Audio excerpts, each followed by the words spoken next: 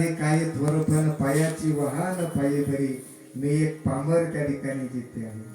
मी एक भुंकत भुंकत द्वारी आलो, तुझ्या द्वारीच कुत्रा. नको मोकलो दातारा, नको मोकलो दातारा, तुझ्या दारीचा कुत्रा. मी एक संताचा माल हा तुमच्या पर्यंत पोहोच करण्याचा प्रयत्न त्या ठिकाणी करू लागलो आहे. म्हणून तुम्ही सर्वांना त्या ठिकाणी मला भरभरून आशीर्वाद दिला. म्हणून माझ्या शब्दातून निघालेले शब्द जे ते आहे, जे चांगले शब्द असतील ते मात्र त्याची शकून गाठ बांधा.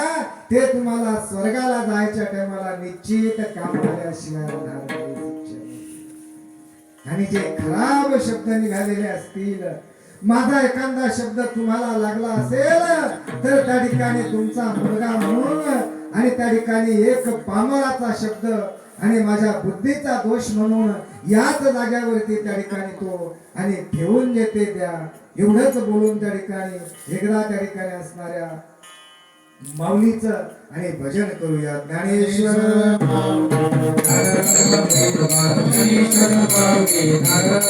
जय जय ज्ञानेश्वर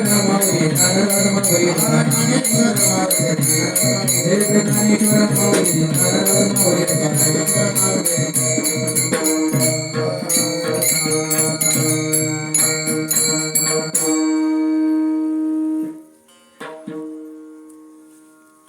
निर्वाणी गोविंद असे मागे पुढे काही तुझ्याकडे पुरवणी.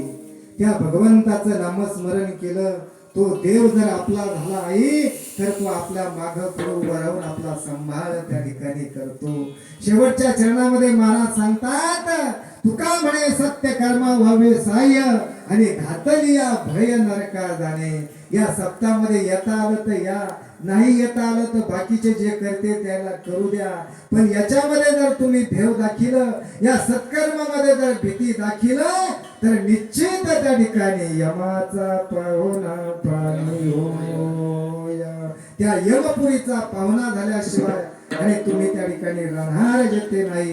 म्हणून त्या ठिकाणी असणाऱ्या सत्कर्माला सहकार्य जेते करा, सत्यकर्माला त्या ठिकाणी आणि त्याच्यामध्ये सामील जेते व्हा. एवढंच त्या ठिकाणी आणि बोलतो माझ्या त्या ठिकाणी